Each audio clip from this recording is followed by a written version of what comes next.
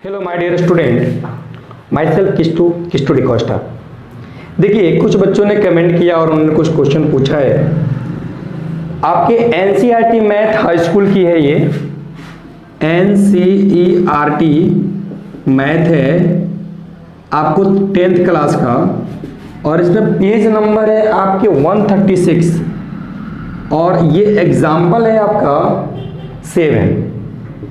इस क्वेश्चन को कुछ बच्चों ने पूछा है, इसके ऊपर एक वीडियो बना दीजिए, कुछ समझ में नहीं आया तो चलिए मैं आपको बनाता हूँ। इसी तरीके से आपकी सपोर्ट चाहिए हमें। कह रहा है कि a girl of height 90 centimetre is walking away from the base of a lamp post at a speed of 1.2 metre per second.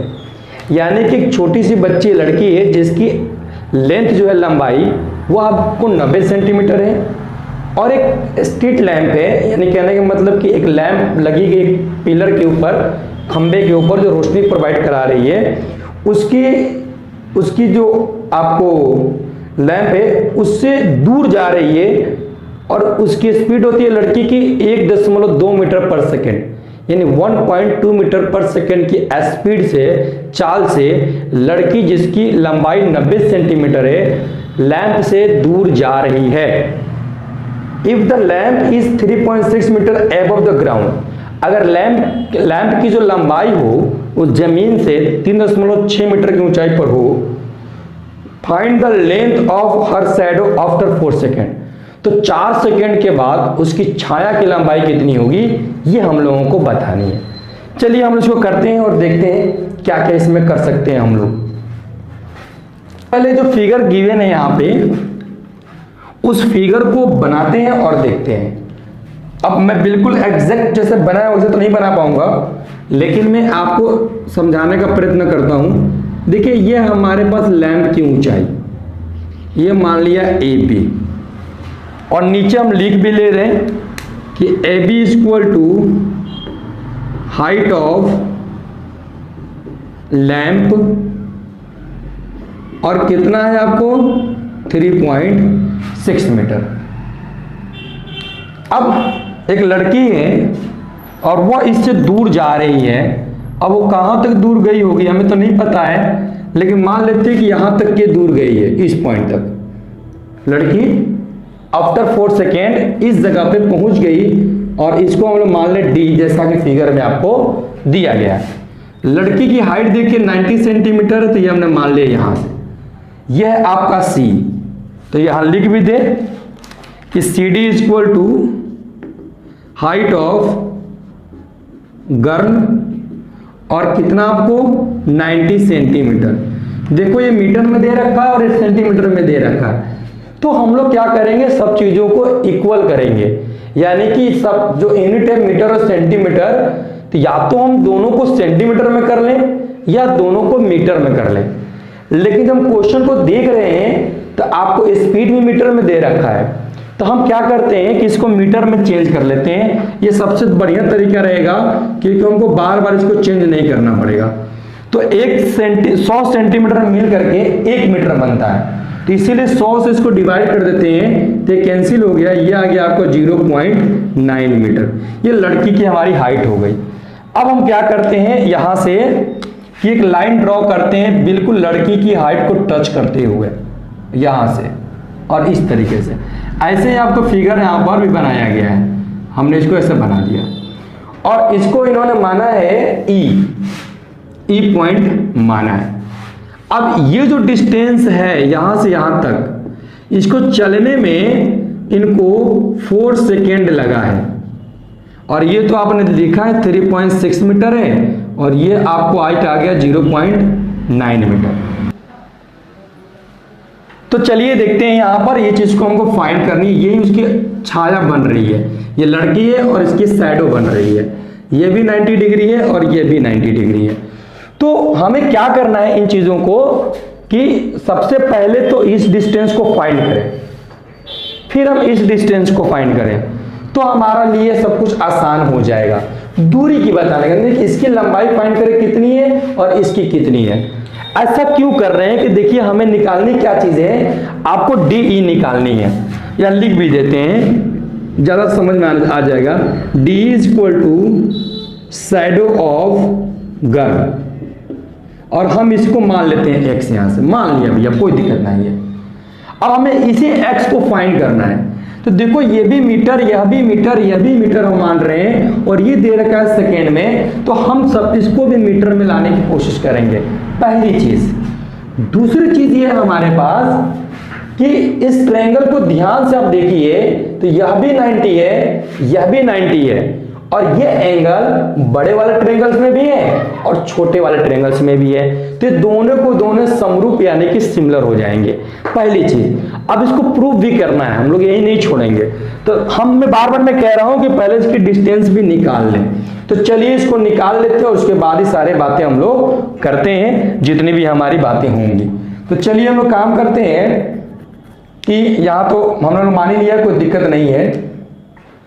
एक फॉर्मूला याद रखेंगे कि यहाँ पर होता है डिस्टेंस इज इक्वल टू, आपको होता है स्पीड इनटू टाइम, क्योंकि speed equal to distance upon time आप जानते हैं अच्छी तरीके से।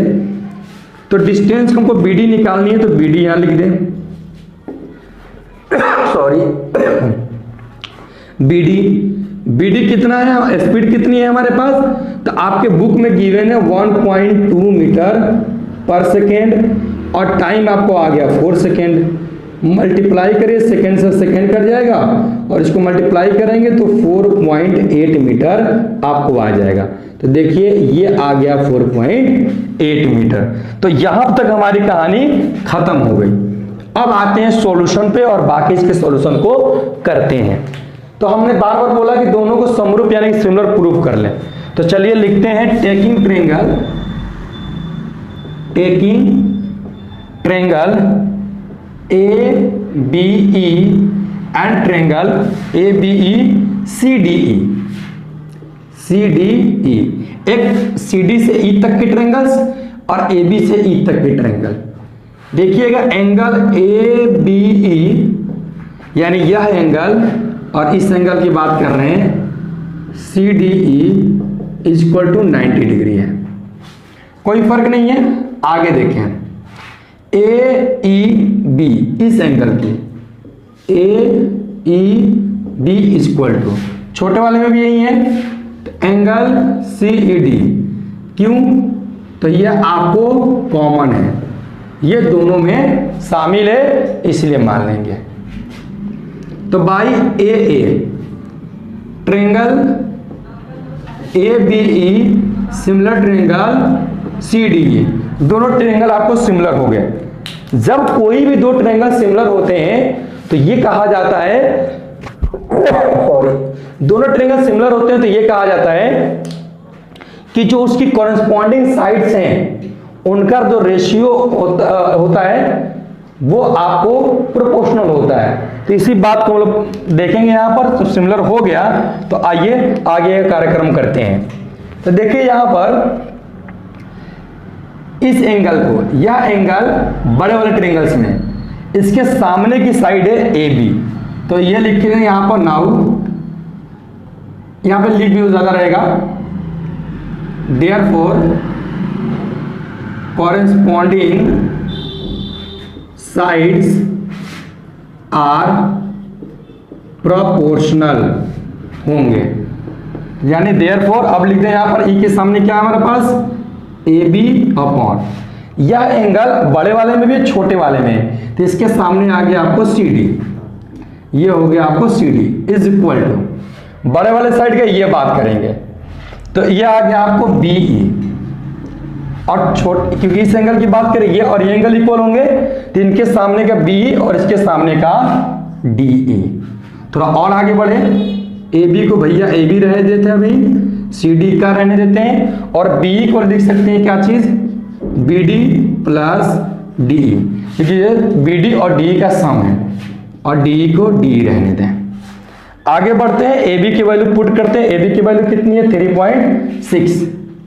3.6, CD की वैल्यू कितनी है, CD की वैल्यू 0.9, BD की वैल्यू कितनी है 4.8, ये हो गया 4.8, D की वैल्यू कितनी है x, ये हो गया x, d की वैल्यू x, डेसिमल यहाँ कट जाएगा, 9 4 जा 36, इधर मल्टीप्लाई करेंगे इसको x के साथ, 4x equal to 4.8 plus x, 4x x इधर आ गया 4.8, ये हो गया 3x equal to 4.x, x equal to 4.8 upon 3, यानी कि x इक्वल टू, इसको काटेंगे 3 1 जा 3 और 3 6 जा 18, इतना मीटर।